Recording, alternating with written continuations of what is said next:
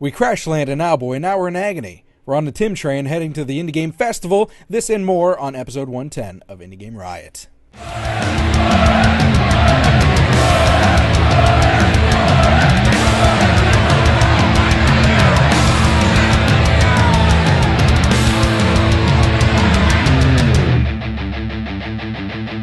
Indie Game Riot!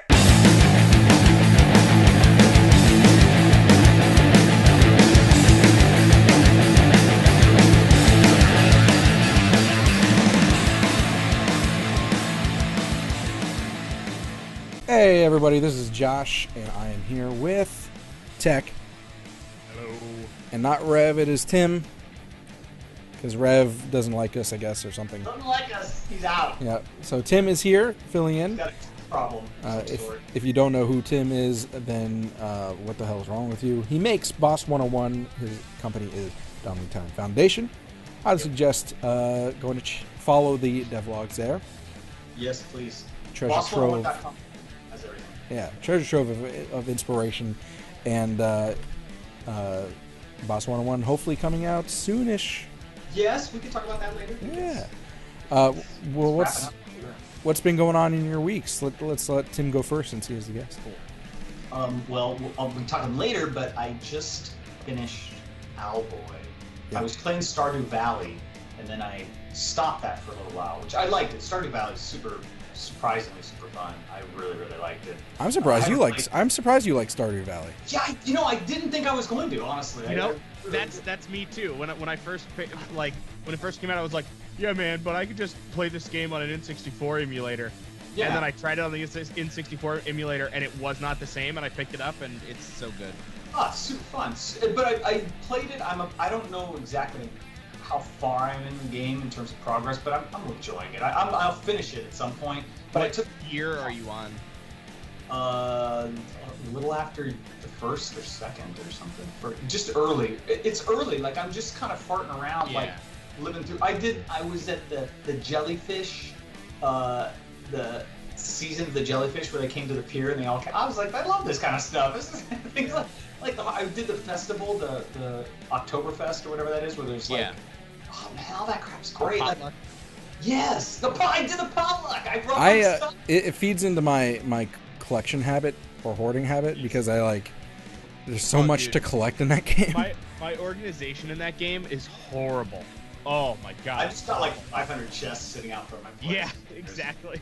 My efficiency in that game, I'm efficient in some ways, like as far as managing my time goes, but like as far as like farming and harvesting and that sort of stuff, my efficiency is shit. Is this turning into a Stardew Valley podcast? I guess, apparently. What else did you do this week? But I did Owlboy. That's the one I played. Owlboy. Finished it. I played and finished it. It was. I felt like it was a game I wanted to look at because we've talked about it here.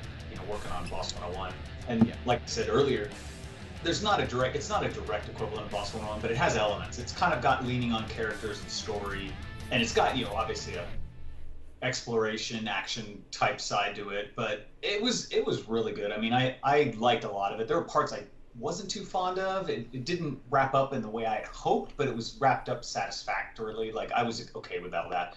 But man, it's a good looking game, and man, the soundtrack's awesome. Like, good God, those are great. Like, I would say this: the first almost 4/5 of the game, 80% of it was tremendous. Like I really enjoyed it. It was just straightforward, easygoing, fun adventure type game that didn't really challenge me too much, but it gave me enough of a challenge to where I didn't feel like every puzzle was ridiculously hard, and when I did them, I felt good about it. And just the way it played was really nice. But overall, though, liked it, had that, and then just Boss 101 work, getting ready to ideally have it done soon. We're just really wrapping up little stuff and doing a lot of bug fixing. How's it working with I think it was Josh that moved down there? He's probably listening right now. Yeah.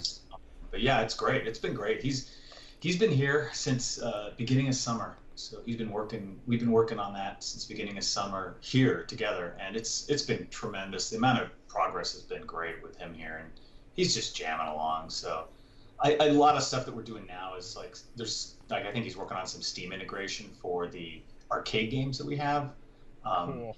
do like global leaderboards and high score stuff. It's just fun stuff. I think if you guys had seen the blog, maybe you'd know that there's like some arcade games that we have. Yeah. And like it's just that little extra bit of polish that people like don't expect but are happy to have. So are you having like?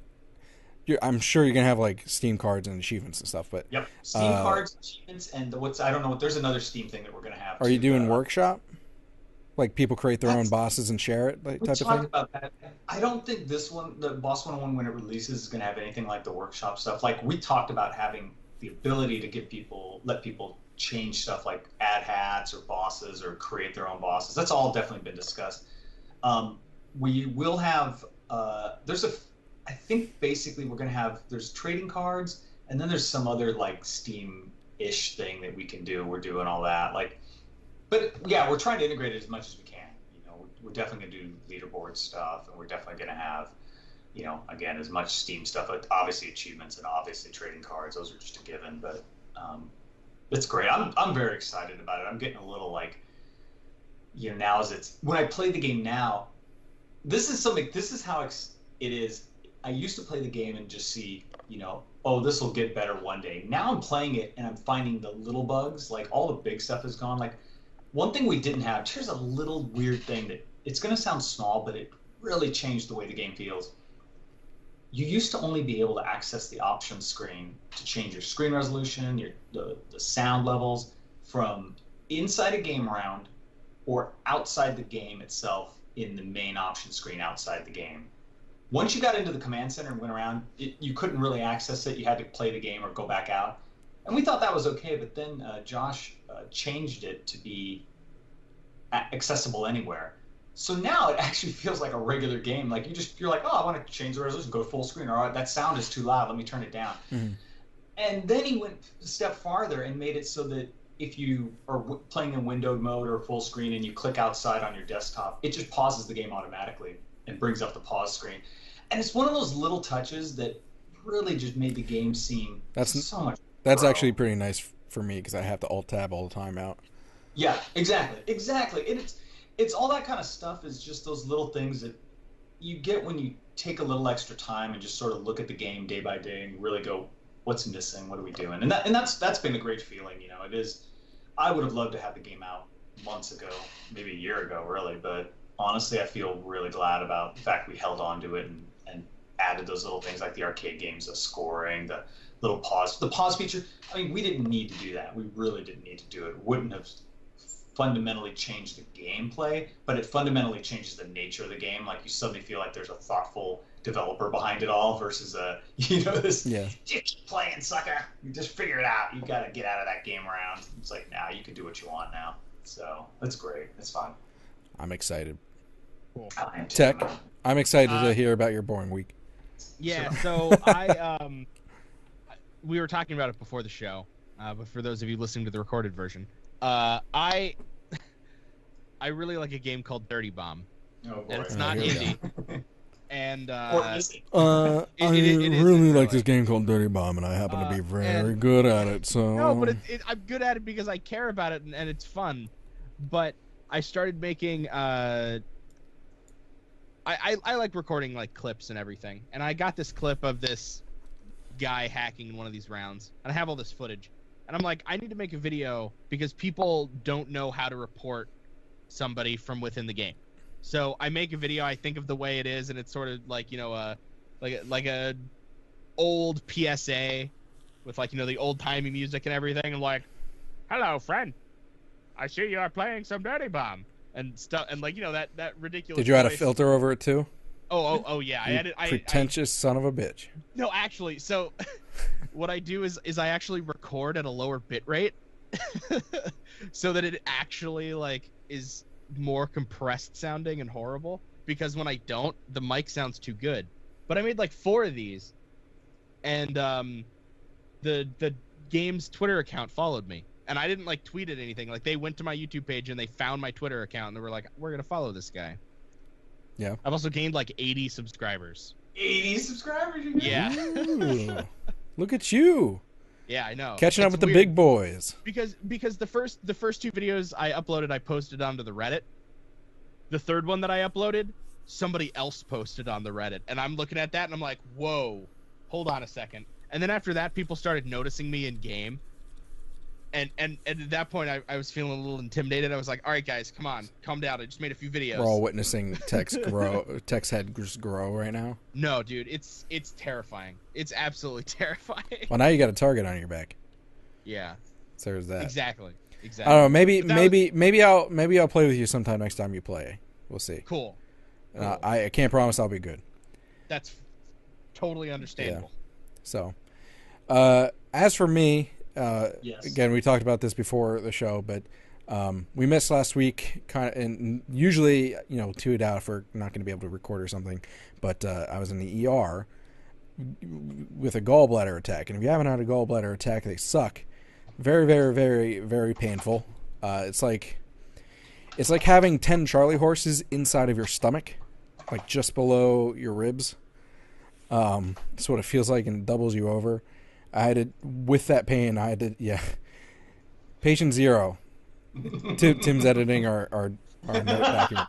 I'm watching in real time. It's hilarious. To that point. So if I start foaming at the mouth or something, it's just aim for the head. House and runs away from the mic, then we know the zombie outbreak has started. Everybody go. Yep. Dude, you're gonna be like one of those zombies from Minecraft that is the bane of all players' existences because you turn your kids into like baby zombies, and the baby zombies just go on a rampage. You want to see zombies that are a bane of anyone's existence? This is old, but I have a video where I was doing Minecraft Let's Plays, like 3 years ago, like 2 or 3 years ago. Yeah. But I made like a mashup, and I don't know anyone else that rages in Minecraft more than me, to be honest with you. I was freaking the hell out. They were fucking me up, and it was kind of embarrassing, but also funny at the same time. But anyway, so yeah, I had a gallbladder attack, and I'll probably need my gallbladder out, which is always fun. Apparently, how they do it's a lot easier than it used to be. I guess, but they cut like 3 little slits into your stomach, blow your stomach up with air so it like swells up, and then they suck out the gallbladder. That sounds horrible. But that's the easy, less invasive way, apparently. Fuck. Is that before or after you enter the cow field? I'll be honest with you. I don't know if you guys remember, but when I went to the doctor for my ear thing, he shoved a thing up my nose. Yeah. Man, like there are places that you should not feel anything on your body. I feel like there's a joke there, but I'm not going it. But so that's happening. Oh, I had morphine for the first time. How was that? That was interesting. I underestimated the quickness of the effect. Oh. It was like because I got the IV in me, and they just squirted it right in, and it was just like it actually kind of burned like how like spicy food burns your mouth. That's what it felt like, except through my veins. Yeah, I was like, whoa! I even like as soon as they shot it in, and then she took like two or three steps away, and I was like, holy fuck! She's like, you okay? I was like, yeah. Oh my god. So, actually, I think I was like, "Oh fuck!" Like it sounded like I don't even know. Like something was wrong. Well, it sounded like I got my cherry popped. I think that's what it sounded like. It was a fun feeling, and then I was able to hold back the weirdness. I think, at least. But that was an interesting. That was an interesting feeling. I never want that. That sounds actually truly horrible. But I did get a lot of pain medication for if I do get another attack before I get it out. That's good. So that's good. Not to go political, but I think this is just funny. Like, looking back now, because during the election, Sure. I'm a liberal, by the way, but during the election, I was like legitimately feeling sick and anxious. Like seeing it happen, and I was like staring at my pills. I was like, maybe I should just take one. Maybe I was like, I don't have any booze. Maybe I should just take one to calm the fuck down right now. That's how. Yeah, man. It's like- But you know, like that's okay. no, I didn't. I'm not Thinking about it. but it was close. But anyway, Yeah. so with that said, I think it's speaking of injecting things into your body. I wonder if an indie news injection would give me the same feeling. Are you bored with the same old games? Yeah. Why, then give yourself an indie news injection. Thanks, Indie Games. This week on Indie News Injection, the first thing we're going to talk about is the Indie Games Festival. If you don't know what that is, it is an affiliate of Gamma Sutra. If you don't know what Gamma Sutra is, they talk about video games. If you don't know what video games are, what the fuck are you doing here? Other than that, the IGF 2017 competition entrants have been announced, and there are 650, because all it takes to enter into the competition, I think, is $75, I think. Yep. $75. Yeah, $75 to enter the competition. So anyone who paid that is in the competition. Now, as far as the finalists go, that hasn't been announced yet. By the way, apparently there's a playlist on YouTube that you can watch every single game trailer on, and it's like something like 7 hours or so. Oh, that's it? I was like, oh yeah, you start now. Well, when you because think of by the time gameplay the trailers, show they're is only a over- couple minutes, right? Yeah. You know what I mean? Yeah. 7 hours or so of gameplay trailers if you'd like to melt your brain thoroughly. So there's that for you. Obviously not going through the whole thing, but I did just recognize right off the first page 20XX are some people that we talked to at MagFest the first time that we went. MagFest I believe 13. if you search that, a video will show up. Did we on the post that website. one? I think we interviewed them, Maybe. but I think it's done. I forget if we posted it. A Matter of Murder, we talked about that not too long ago on a Going Mobile segment. And I also wanted to point out my favorite name so far, Clone Drone in the Danger Zone. That's the best one.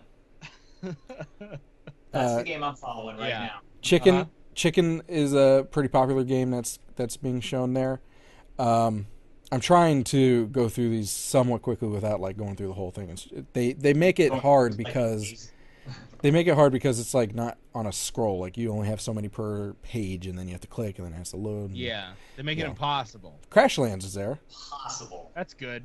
Crashlands. Crashlands was fun. But I'm sure there's going to be tons and tons of awesome, really good games. I think we did a prediction not that long ago about who's going to win awards this year. Yeah. Like Stardew Valley, for instance, is probably going to win. Stardew Valley's gonna win. I wish they had this like where you could click on the S and get to it, because this is not easy. But anyway, once these people get chosen for finalists, then they go into the IGF whole award thing, and the winners get trophies and cash prizes and recognition. It's a good time. So if you're an indie game developer, you've missed it this year, but 2018, you're welcome to enter your indie game for $75. Maybe you'll win and be the next Phil Fish. Yeah. So there's that. Anything else you want to talk about with IGF? No, not really. No. I think you covered it. Dropsy's in it. Awesome. Jay Tholen? Yeah, he's in it. You better become a finalist to something at least. I like Jay Tholen. There's a lot of competition. Like even just going through, I'm only in the E's, and already I'm seeing a bunch that are recognizable. So, but anyway, good luck, Jay. Yeah. So, you know what else I wish good Speaking luck of to? good luck.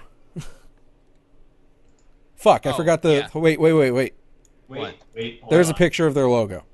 I forgot to put it up because of my job. Cool. Awesome. Next. Next, in terms of competitions and contests, the Indie Train Jam has officially been announced, which is taking place February 23rd until February 25th. The Train Jam is basically you take a train from Chicago, and you arrive in Emeryville, California, and on the amount of time that it takes for the train to go from Chicago to California is the amount of time you have to make a game on the train. Staying awake the entire time. Games titles tend to be I got drunk on a train and slept a lot. Is that the track as well? Yeah. A train. I finished this today. Did you say that this is a train that moves? We're talking about. Yes, a train that it's like 2 days. 2 days. I wonder how they do the art on a bumpy ass train. Very carefully. Like, could you imagine trying to draw that stuff on a tablet? And Yeah, dude, that'd be really funny. So, someone decides, like, you know what I'm gonna do? I'm gonna do one of those stop motion games on a train. I'm gonna get those shots on a train. Yeah, what?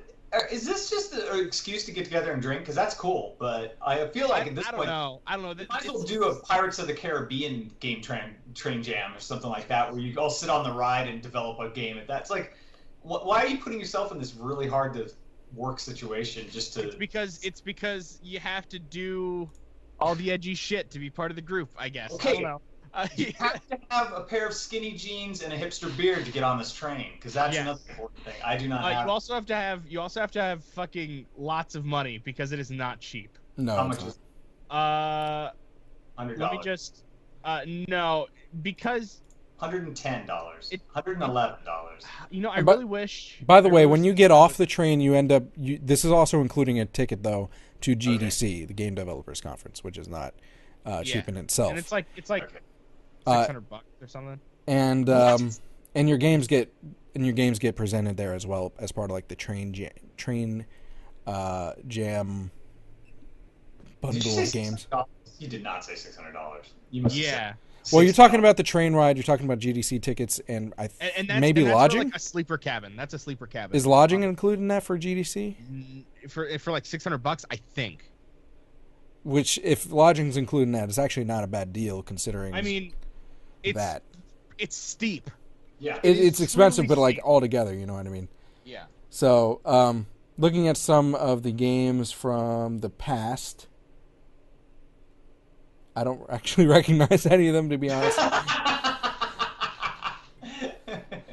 Maybe some of you will. Her Story? Wait, Her Story was on Train Jam? Oh, Train Jam. Oh, I'm on IGF. Sorry. Whoops. No, yeah. I was like, what? Train Jam. What am I doing? Whoopsies! Games. Well, there's titles such as Super Hobo Devs, Monologue Chase, Adriel is Late, It's All Good, Railguns Fader, Paba Segment.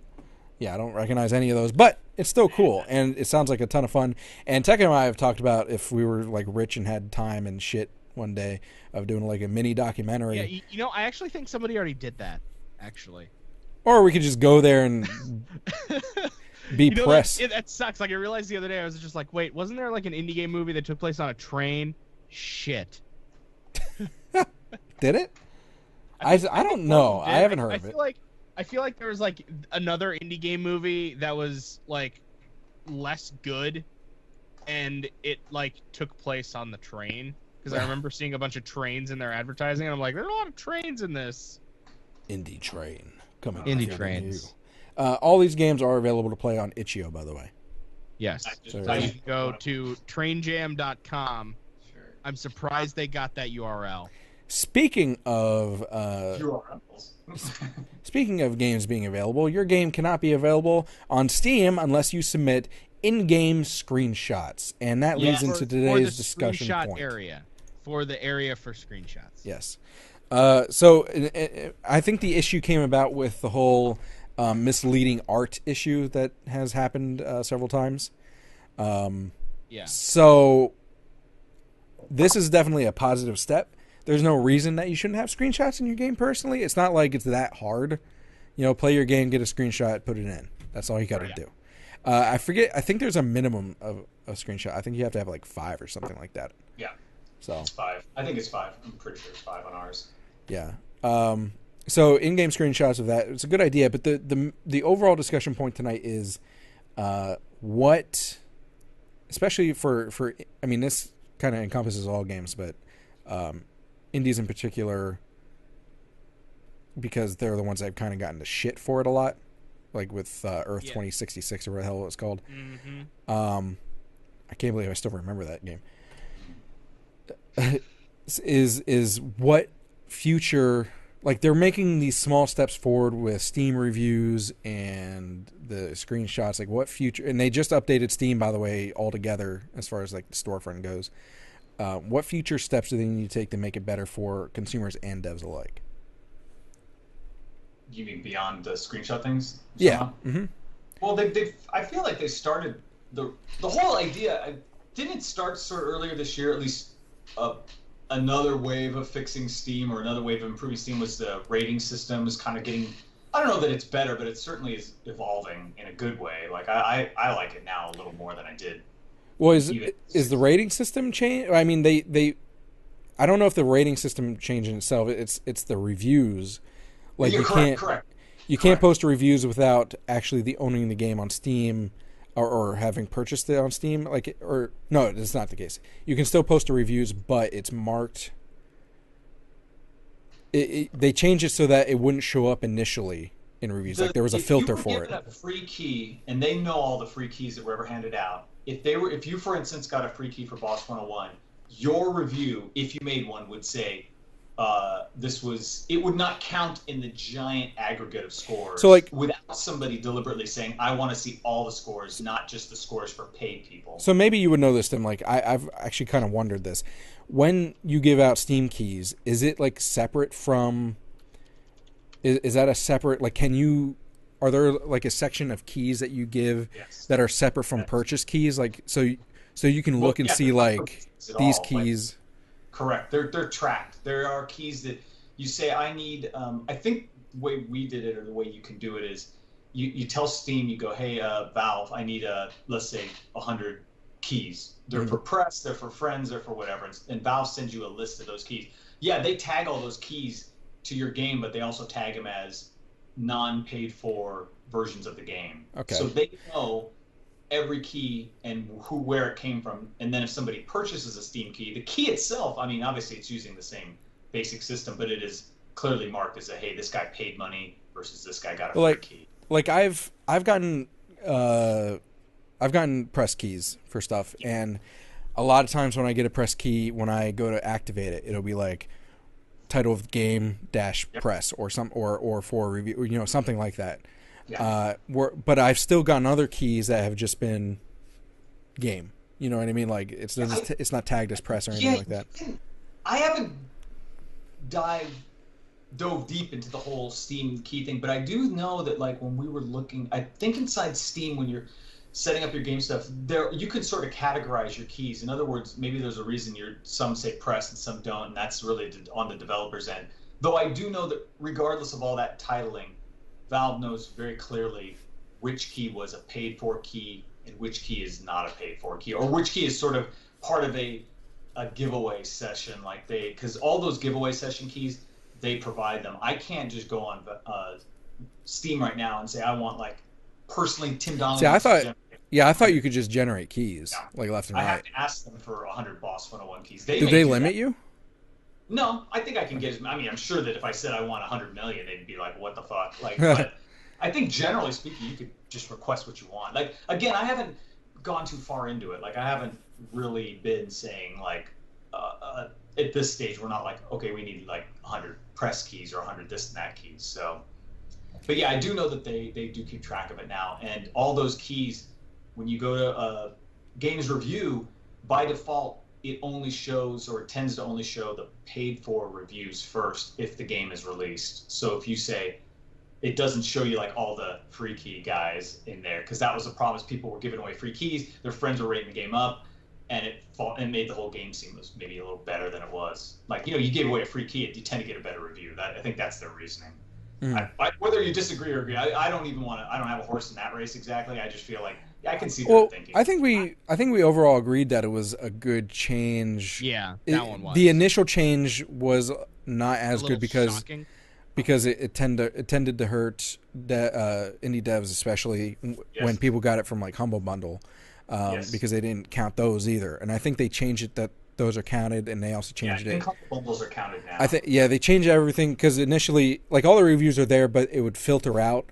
Like, you had to check a specific filter, but most people don't do that. So now that they're there, and now you actually, in order to get rid of that, you have to click the filter. I think is how it works. Gotcha. So there's that. But as far as like improving Steam overall, green light and early access are probably even bigger changes that need to be made You know than what just Steam needs to generally do? speaking? I think I know exactly what Steam needs to do. What is it? They need to hire a whole new, and by new I mean additional support team. Okay. Just completely. Complete. Do they Because not have a support team? have you ever tried to submit a ticket on Steam? Nope. Well, It's like I have, replying to because an AIM chatbot. they generally just point you in the direction of the developer. And it's like, Right. well, why are you here? But Why are you here? Unless you're having issues with Steam itself, then they just yeah, then you're screwed. But I mean, I think that they've gotten a lot of shit for that, and I think that over the past year they've been making these changes because of that. Yeah, because they actually we're like, oh crap, we have to listen now. Yeah. So I Steam mean, has to run better. power of the people. That's true. I guess that works out. But like some other improvements as far as like early access, you know, we all know that there's a bunch of just shit. It's like a swamp of shit with like gold nuggets floating around in it. Same thing goes with Greenlight, and Greenlight's almost worse because of the whole, you know, basically whoring yourself out for Greenlight votes type of thing that people do. So it ends up with just bringing more shit into early access and everything else that comes through Steam. So what improvements, I mean, that's more of a consumer side, but what improvements do you think can benefit that whole process? You mean on the Steam side or the like what changes can Steam make at this point? You know what? I mean, I think the biggest issue I have with Greenlight maybe is just sort of the browse and discoverability of games. At least when we did Boss 101, it's not like if you look at something like, say, Amazon, they've got probably one of the better. Again, maybe this is debatable in terms of systems. When you start looking at books or products, they have a pretty decent sense of like similar stuff. And again, I'm sure people don't like it or like it. You know, you look at a certain book and it goes, you may like this other book. I mean, Valve's trying to do that too, but I still feel like, you know, Greenlight isn't part of the main store right now. You have to go to the Greenlight place to search for Greenlight stuff. Yeah. You can't just see it from the front. Like, you have to really dive in there. It's like two things with that is that things get buried in Greenlight really easily. Yes, and then on top of that, you're right, it's not part of the story. It's not even like when you know how like you scroll over the tabs on the top of Steam. Yeah. It's like featured Yeah. my library profile. You have to go to community to get the Greenlight. Yes. It's not in the featured or the store section where everything else is. It should have its own tab on the front. I mean, it really should be there. But then again, Steam has said that they're not planning on having Greenlight around forever. Like they've thought about chopping it. You know what I mean? So they said that last year, is it though. worth? Yeah, you're right. There's a lot of things. I don't know what they would replace it with or if they would, but definitely I think what you're mentioning is if they continue with a model like that, whether they call it Greenlight or something else, definitely integrating it more with the main store would be nice. I mean, for me as a developer, I'd like to see that. Yeah, but then the issue comes in with people complaining. It's like, oh, well, if it's not a fully released game, I don't want it on the store. You know, because there are lots of people out there like that. Well, that's what I'm saying. Like, I'd say when I say integrated better with the store, I don't necessarily mean every result needs to pop up in the store's browser page or in that. I'm just talking about. Oh, but you really can't find it anymore. Exactly. You have to go to community, then Greenlight, and then you have to, if you, God forbid, you don't favorite it as soon as you see it, because then it's hard to find.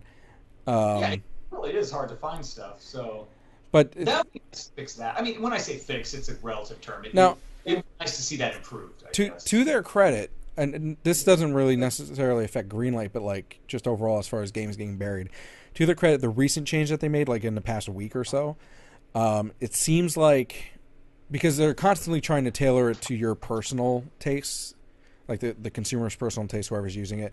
So it seems like that they've changed it so that it's bringing up older games for you. Because I've recently went through and like looked, because I scroll through like the featured like slide thing that they have on the front, and now instead of just all new releases or, you know, popular updates or something like that, it's bringing up things like curators you follow enjoy this game, and it was like a game from months ago. You know what I mean? I'm like, oh, well, that's nice that that's popping up for me again. You know, so it's because I tend to forget a lot about games if we don't cover it right away, but I still feel like they're good games, and I'll like click the follow button or whatever just so I hopefully can remember. But how many people really check their follow? You know what I mean? Well, especially if they don't update all the time. Yeah, I think you're also bringing up a good possible place to improve the Greenlight or improve this experience in the Steam store, which is maybe a little bit better breakdown of favoriting lists and updating from those favoriting lists. In other words, like, it'd be nice to create several different, like, I don't know if you can easily right now, but I tend to have just one giant wish list and one giant follow list, and I'd love to be able to break it into different groups and call it like, okay, here's certain games that I follow, and then updates that come from them get flagged a certain way. This is all ideal talk, of course. I mean, who knows? They're like, who the fuck cares what this guy wants? Like, why? We're making $2 billion a year. What does it matter if we had another tab on that thing? Like, we're already doing it well enough. Like, but I'm saying that in an ideal situation, it'd be nice to have that a little more.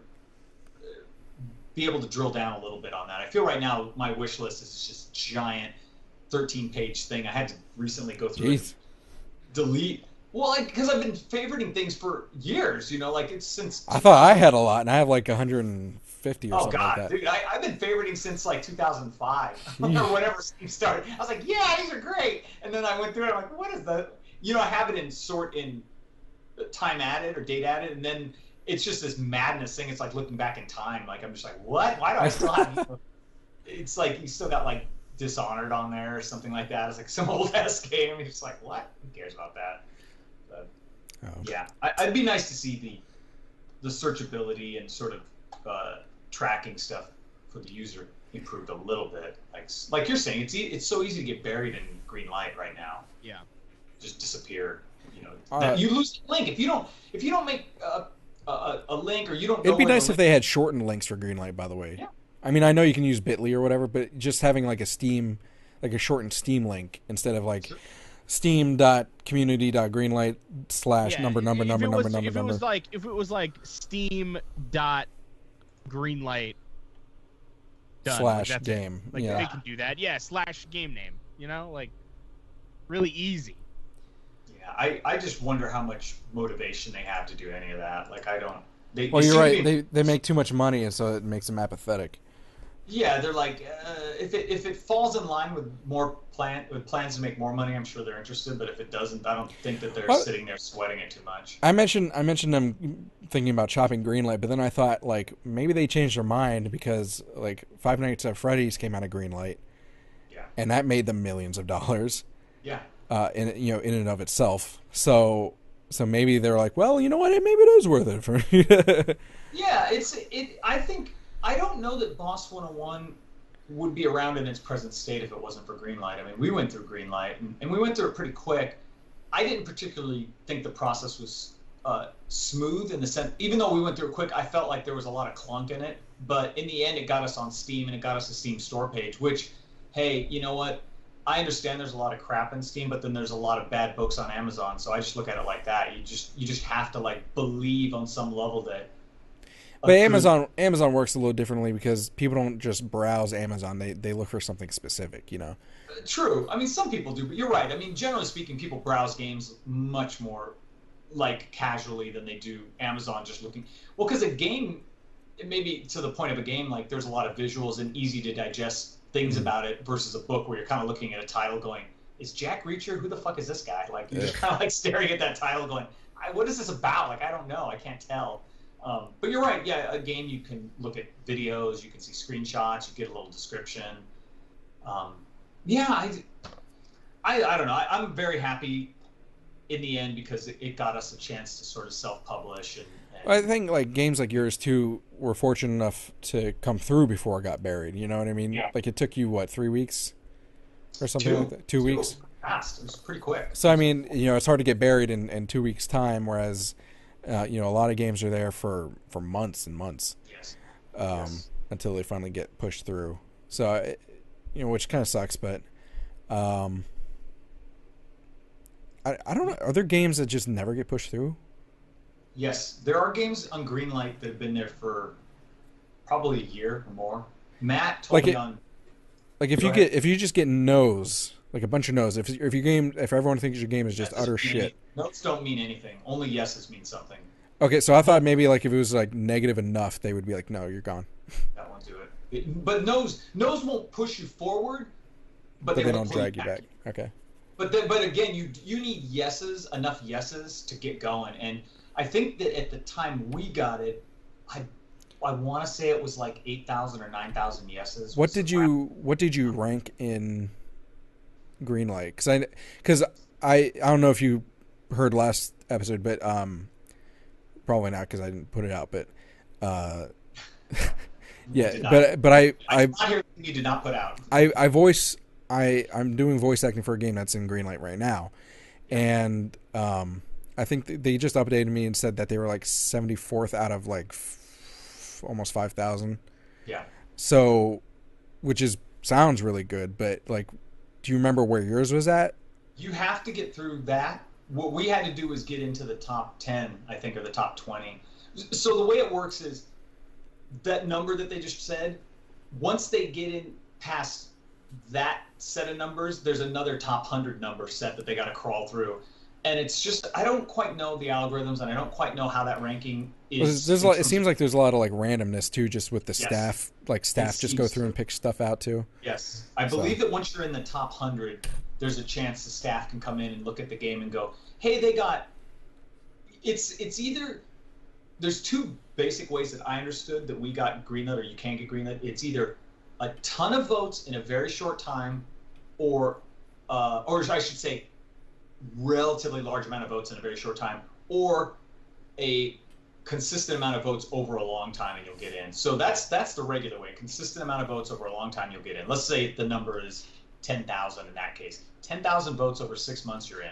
Mm-hmm. But if you get 3,000 votes, let's say in 3 hours, it's likely you'll get greenlit right away because their perception is the trajectory of the game is high and the game is popular, so let's put it in.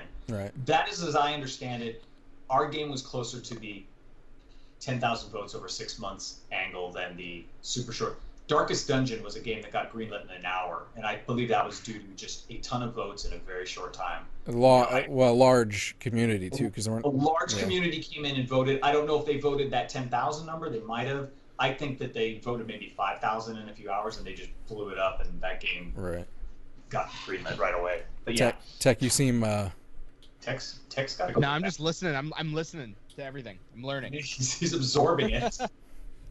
I don't really use Steam. Like, I mean, I use Steam. I was like, you use Steam all the time. I don't like go right, but I don't like go into it and look at it. I don't really buy anything. I don't really go to the community stuff. How dare you? You know, it's like, no, I really. You should do your duty as an indie game aficionado and go into Greenlight and start voting shit. Right now, there are 3 games that I haven't voted on in Greenlight. Yeah. 3. That you have voted or haven't voted? Have not. Have not. I only see 3. You have not voted on. You know how many thousands of games are in Greenlight? How have you only voted? Okay. How have you not voted on only 3 games? Why can't I literally went to browse and then games, and it's showing me 1 to 3 of 5 entries, and that's it. Okay, so you went to fix your shit, Steam. Yes. Fix your shit, Steam. Software. No. Okay, I see what you're saying, but I mean that's because you have a queue. So they only let you see. They only let you see so many at a time. You finish that queue. It's like giving you a goal. So you scroll through, say yes, no, yes, no, yes, no, and then you generate a new queue. Oh no! Man, Valve made Half-Life, but they try to gamify Greenlight and they just can't. Yes. Man, that's dumb. So that's what that is, though. It's so hard to find Greenlight games. Yes. Of course nobody likes it. It's impossible to find good ones. Exactly. Thank you. I've never It tells you right on the homepage of Greenlight how many you voted on. I know, but it's like... How many did you vote? I'm going to put you on a spot. Oh, man, I don't fucking use it. I don't even know where to go. You go on the home, you click home, click on home for Greenlight. He's not voted on one single... I voted for 10 games. What a little bitch. Nah, man. My vote is sacred and serious. I'm an American. I'm a true American. You can click no. Yeah, but I'm not that mean, man. I just. Well, don't like wanna Tim vote. said, it doesn't I don't want affect that them. responsibility. No's don't affect. It just takes it out of your queue. Yeah. Well, all right. Well, fuck me for trying to be nice. All right. Yeah, fuck you. Jeez. Oh man, Greenlight's horrible. Well- Like, it's great, like awesome that it's there, but they either need to. I Like, think completely change it. I think now that we've broken this information that Tech doesn't do his duty I don't do Greenlight. as I've always been an like, oh, indie yeah, something game I don't press like that game like Greenlight. appreciator. We should start a riot about it.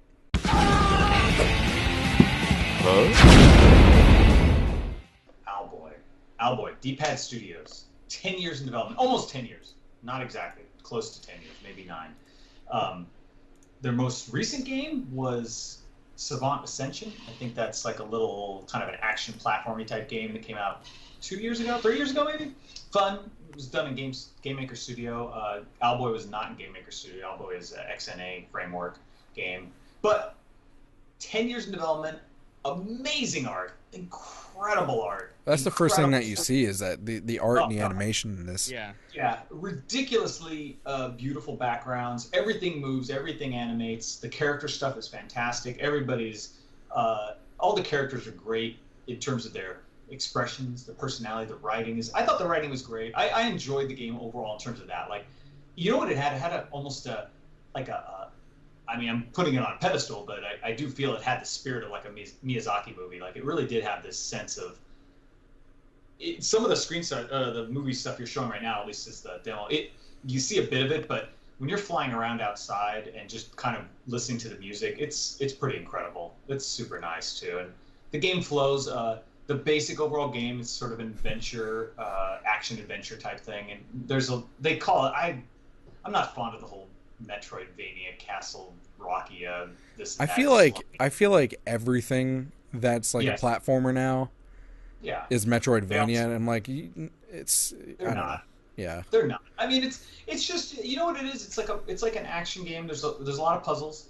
I think of it more as like a puzzle progression with bosses. It's kind of gating you at different places. There's a little bit of like shooting through the levels and stuff in terms of like, you know, action shooting. You know, you got to fight these guys. You've got if you watch the videos, you see that your character has he carries people. And those people are essentially his equipment. I mean, just for simplicity's sake, they're different types of guns. They're different types of traveling. So one person is effectively your grappling hook. Another person is your sniper. Another person is maybe your heavy damage guy. I appreciate the fact that you can chuck them right into a wall.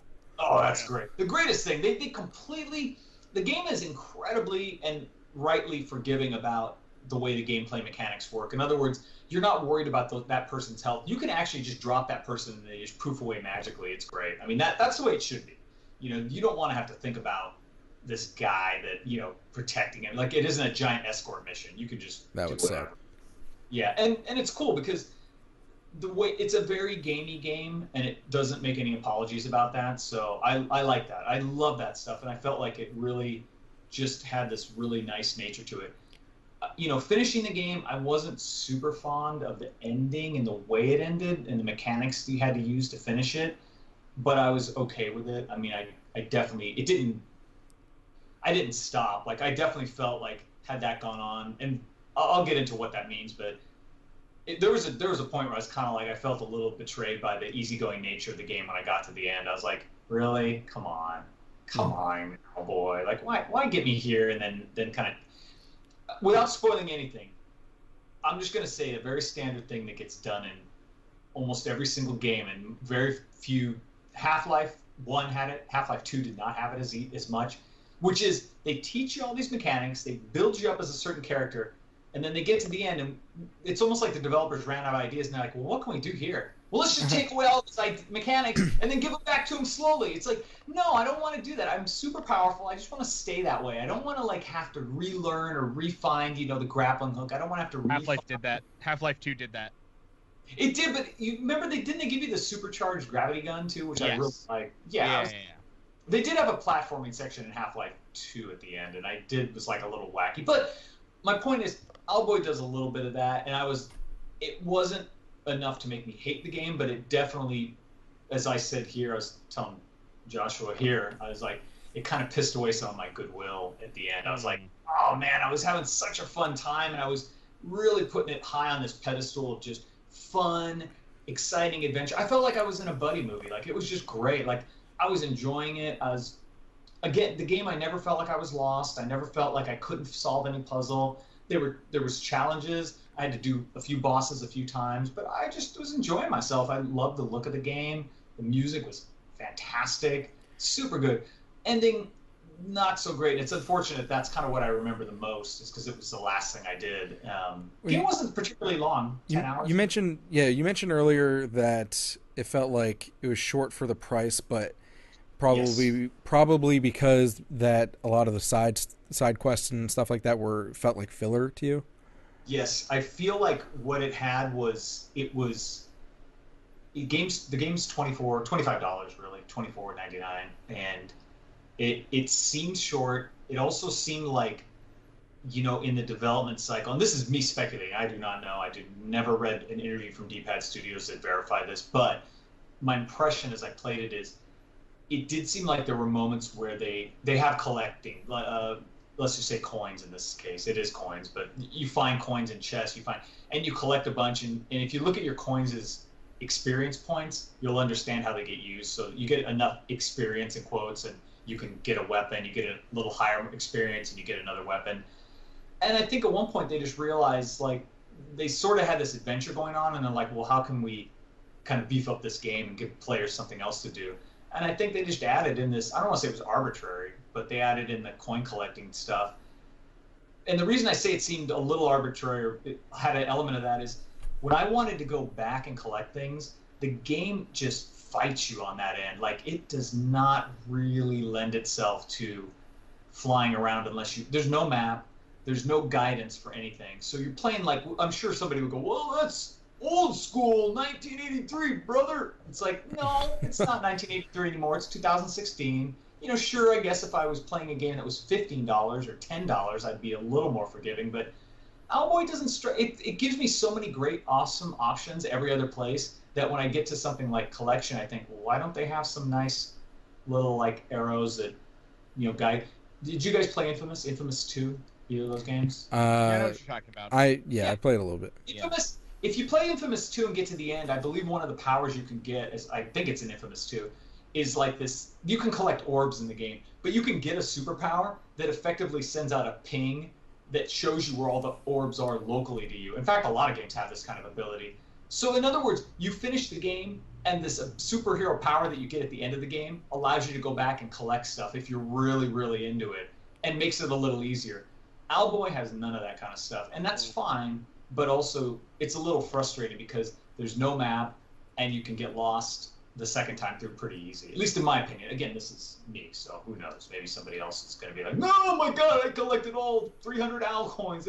This sounds like a game that you actually need to, like, draw your own map, which doesn't need to happen anymore. It doesn't. Well, how much back and forth is there? There is none if you follow the main storyline. You just go forward the whole time. And you're going to different areas in this open world thing, and that's okay. But it comes down to, like, I think I mentioned at the very end of the game, they do that classic thing, and I'm not spoiling anything. You go to a character, and the character says to you, hey, I hope you have all your stuff in order, because the next person you speak to is going to send you on a mission that you won't come back this way. So make sure you've done everything you need to do. And right away you're like, oh, okay, let me buy that little gun that I was going to buy. Or let me make sure I'm all buffed up the way I want to be. And I tried to get my character equipped with this new kit that, I was like, hey, let me go out and get a few more coins and I can upgrade my gun. I couldn't do it because I was flying all over the place. I couldn't figure out where things were, and I was like, fuck this shit. And it's fine because I finished the game totally without it, and I didn't need it.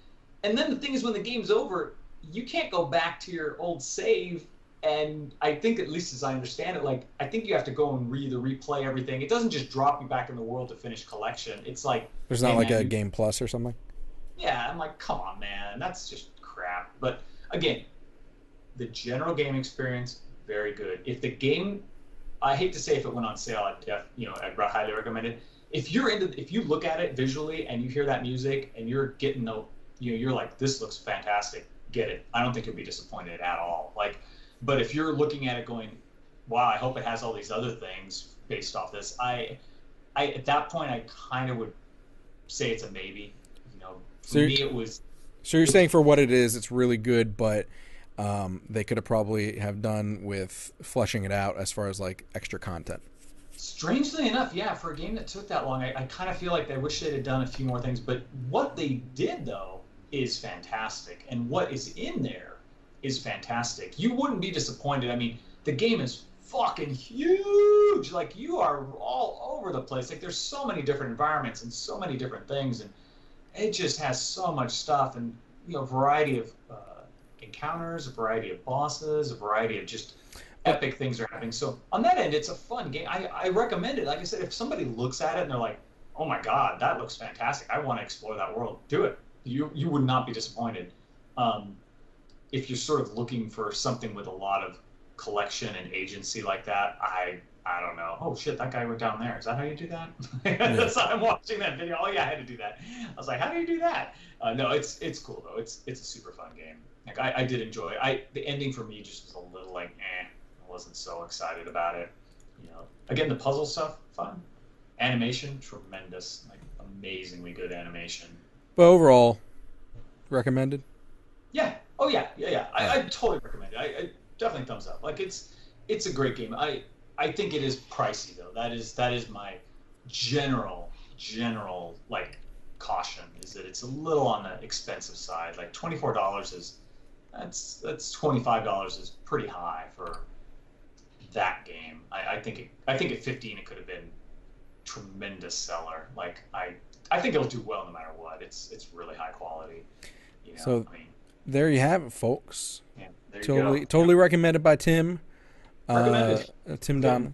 And so go buy it. Maybe I mean, I would suggest buying it full screen if you can afford it to just support the developer in general. But you know, if you agree with Tim that maybe you want to wait and get it at a better price, there's always, you know, probably I would imagine a winter sale or something like that. You know, that's something exactly. like that. You've got the winter sale. The Christmas stuff is coming up, so I'd be surprised if it didn't drop to like $19 or something like that at that time. So it's good though.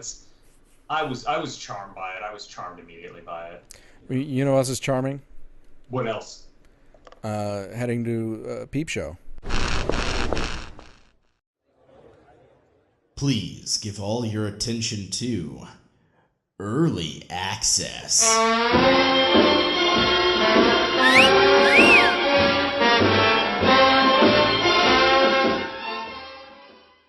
And this week on Peep Show, we have a game that actually looks pretty cool. And pretty gory. It's a survival horror game. This, by the way, this game in particular has gotten not only like awards like from Gamescom and all that stuff, but it's gotten a lot of attention just because of how graphic it is.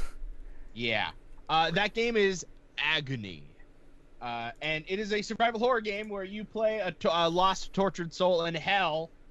And moving throughout this horror game, you can manipulate individuals that you come across in your travels, like whether it be lesser demons or other tortured souls, and how that fits into the game.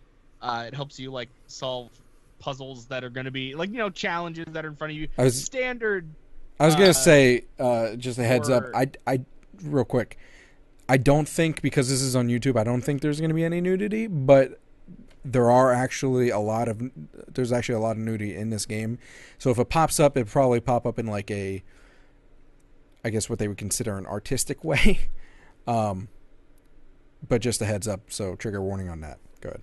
Trigger warning. Where was I? You Sorry. Totally Sorry, I saw boobs coming into the distance. And I will say one thing.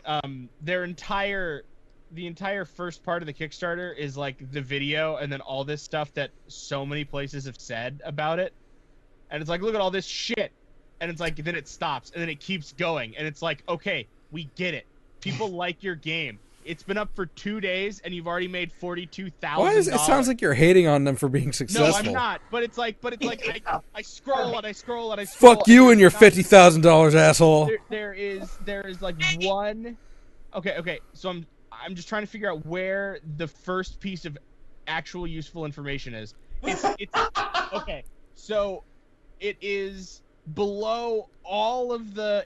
So you scroll all the way down to every single pledge tier, and you go down a little bit more, and that's where all the information starts. And all of it above it is like, look at what all these people had to say about this game. Like, I'm coming here for the game, and it looks cool. Well, look at it from a publicity point of view. Okay. I mean, you see all these like big name review companies giving it praise. Of course, they're going to be.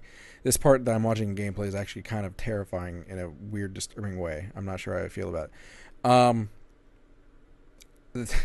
Sorry, the quality of horror in this, the fact that it's not jump scare after jump scare, is what I'm appreciating right now. But anyway, from a publicity point of view, you're seeing all these big names giving it all this love. I mean, why wouldn't you put that first? I mean, I know as far as we're concerned, but we're not the usual consumer. And I'm really, this is sort of like the only thing that I can really complain about is the Kickstarter, because I mean the game looks absolutely great, and I think they really care about it, and it looks awesome, and you just have to see it. Like, you're seeing it. Like, that's what we're seeing too. But it's like, so it has all of these quotes. You know, it's like, wrote about our Kickstarter campaign, and it's like all these places that wrote about the Kickstarter, right? And it's like, and then it's like a bunch of press things, like best game on PGA, Destructoid, and Gamescom, and then Steam, Wishlist, and Kotaku, and then a bunch of other quotes from a bunch of other places, and then they have a whole picture where it's just like, oh, look at all these people who wrote about us, but we already listed all of them above it. So there's like this whole graphic that doesn't even matter, and it's just sitting there, and you have to scroll so far to see it. His name is Dion, and he dances on the sand. Are you looking at the same Kickstarter? Like, look at this Kickstarter and tell me that it isn't, like... So you're saying it's redundant, is what you're saying? It's too much. Too much! I think you're just being a little hipster bitch. No, I'm not being a little hipster bitch. I want to know more about the game. I want to know what you have to say about the game. It's your Kickstarter. Like, I get that you want to show all of your press, but you don't have to have like 5 image sections of it. Well, look at it this way too. They've, like you said, they've gotten their goal within a couple of days. It's obviously worked, so why would they not? I know. It's because. And here are the boobs, so trigger warning, like I said. It's so annoying. It's annoying him. It's like scroll down. So it's like so it's all this shit that other people have written about the game, right? And then there's like 3 little paragraphs about the story, which is really just the premise of the game and like a little bit of plot. I mean, obviously there's gonna be more plot. They're not giving a whole lot away, but it's like 3 paragraphs. You don't really get a feel for it. And then it's just like explore, and it's like talking about the sort of like what you'll see and how cool it'll be. But it's so vague in a way. Like it's really just sort of being like, yeah, we're different from all the other survival horror games, but I mean, really, are they? Are you guys? I mean, really yes, they are in the sense of the horror that they're using, but I wanna see like gameplay. Like, I want to see something that's like grabbing me, and I get that the horror is one of the playing reasons, 10 minutes of it right now. Right, but if this is what was that? Is that thing pregnant? Oh. Yeah, dude, I don't know. Oh. This is some disturbing shit. I mean, exactly. it does take place in hell, by the way. So I mean, obviously, they did get that very right. I want to see this game in VR. Oh God, no. Yeah. Oh God, no. I don't know if that's one of their stretch goals. I honestly I can't make heads or tails of their Kickstarter because it's huge. Oh God. This is put out by Playway. They're from. There's a dead baby. Poland. There's a dead baby on that. Okay. Dead boy. It was dismembered. They also made Car Mechanic Simulator 2015. Just okay. How far they've gone. I mean, yeah, that's an illogical jump. Yeah. Sure. Make one, make the other. That's what we're So, expecting. what are some of their rewards? So some of their rewards, for Do you not even get Kickstarter? Okay, hold on. Uh-oh. The rant is coming. Brace yourself. Oh. Okay. So for about $7 US, right? This isn't the lowest. The lowest pledge is $4, and they say thank you in the credits. And by the way, $9, I got this off of their website. Playway might be the publisher. Mad Mind Games, I think, is the developer. Mad Mind Games. So I got that wrong on the video, so I apologize. Okay. For $9, you get exclusive updates only available to backers, a pack of wallpapers, and a special thanks in the game credits. But you don't get updates for the $4 pledge. You don't need them. Yeah, but like, I don't understand why. Like, that's like a low barrier of entry right there. Yeah. But it's like that's a little weird. $33 gets you, or about $25 US, gets you a Steam key of the game, essentially, and the wallpapers and the credits. Does it say how much they're planning on charging for this? It's probably going to be about $30, probably. You think? I think it's going to be more. Well, so but they're selling the digital console copies for $35. And then to get it from, so I mean, it might be like $40 max. Like I don't see them increasing their price from the Kickstarter that much. If they do, like, I would be absolutely flabbergasted. Truly. Interesting. It'd be such an odd choice. And I'm sorry, like, I'm not trying to like shit on the Kickstarter. It's a really good Kickstarter. It's just that it's a really good Kickstarter, but I fucking hate it. No, like, because it's so good, like it doesn't flow as good as it should. Like, there should be like quotes throughout instead of just a wall of quotes. Like, because that's the first thing I do. Like, I scroll down and I look at like what they're trying to push in their description. Tech's worst game like, of 2017, whenever it comes out. No, I mean, like, have you seen? Had a bad Kickstarter. Fuck it. Do you see how long it takes to get to any information about the game? I think you're just a lazy bastard. Like, nah, dude. God, my pointer finger can't scroll as much. It's more. It's less a matter of how much work it is, and more, I have to find the fault in this because otherwise people won't think they'll think I think it's cool. There are 8 whole scrolls, like from my where's my frappuccino with 20,000 ingredients? Yeah. Oh, it's under my beret. Good. Yeah. Text. Whatever. Well, you know what else isn't whatever? Going mobile. Going mobile. Oh.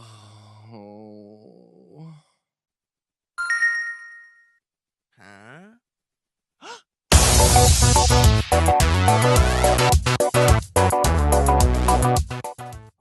This week on Going Mobile, we have a game called Crashing Season.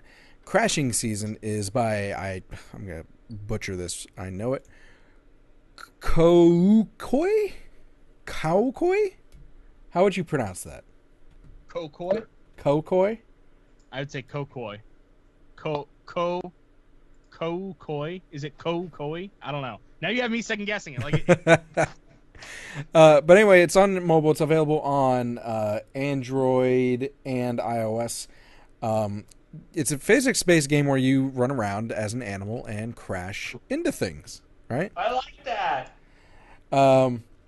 They have this cool like little motion thing on their website. Look at that bear. Come on, man. Of like slow-mo. It's a bit of I think it's also a bit of a puzzle game.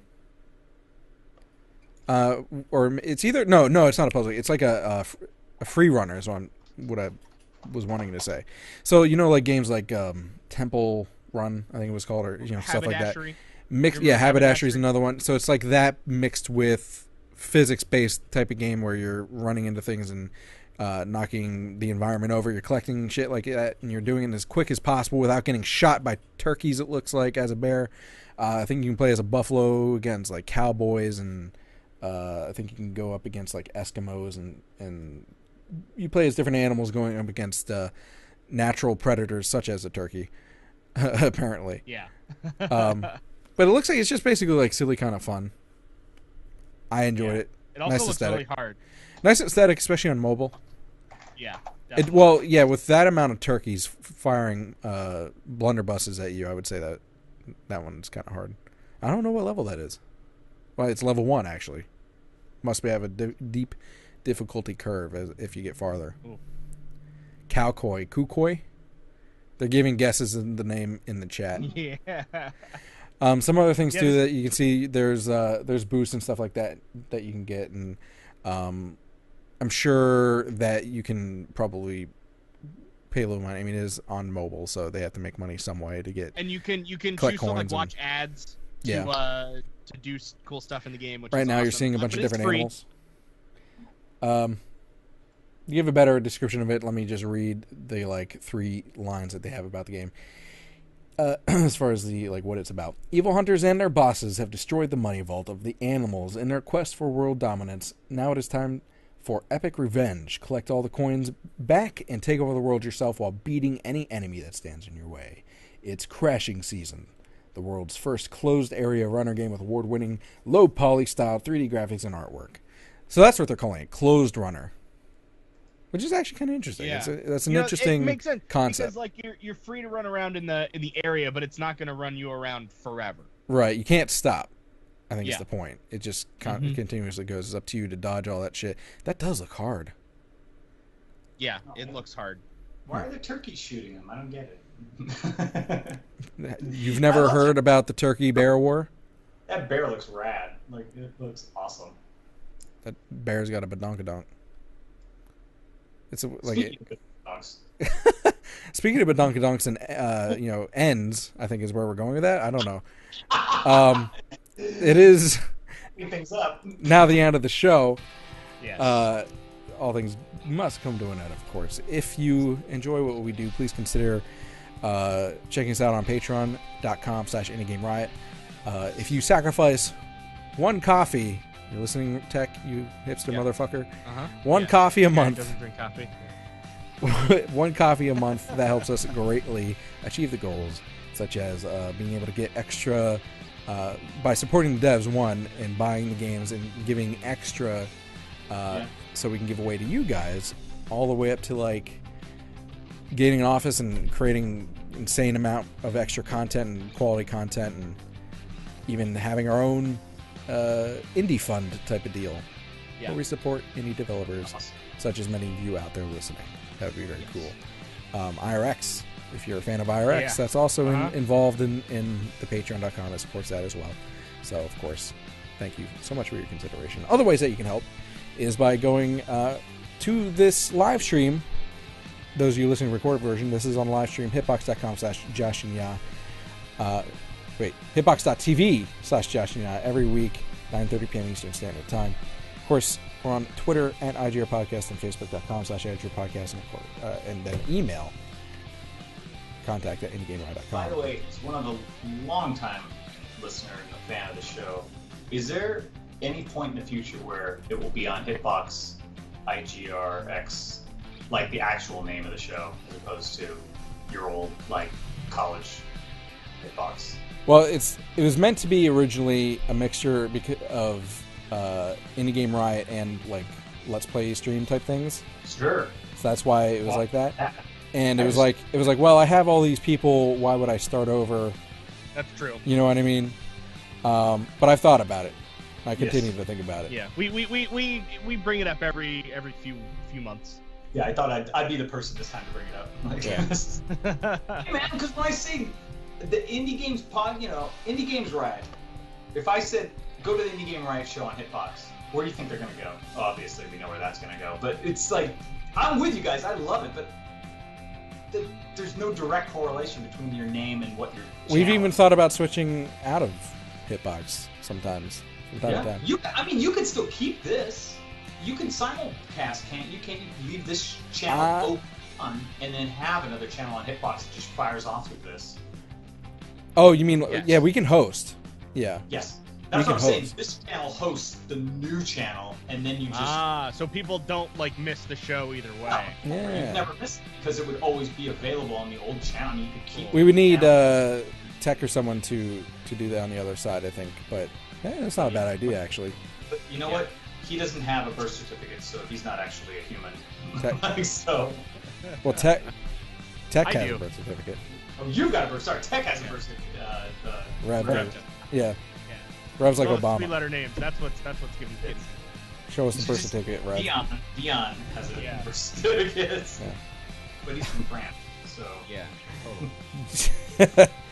Yeah. We and all of that noise. Yes. Oh. That's why Sorry, he's got a French beret. Now it's all Yeah. coming. Oh, now you have an excuse for the beret. That's right. Cool. Awesome. Yeah. All this and more on IndieGameRiot.com. Yeah. So, any last words, gentlemen? Late. No. I'm good. It's Late. late. I'm tired. He's tired.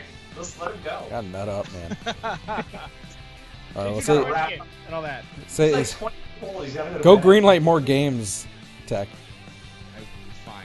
No, he's gotta go to bed. It's way past his bedtime. It's midnight. Did you take your Metamucil? Yes. No, I had to wake up early today. All right. All right. Well, have a good night. Say good night. Yes. See you Good next night. time, guys. See you guys. Doodle. Yeah.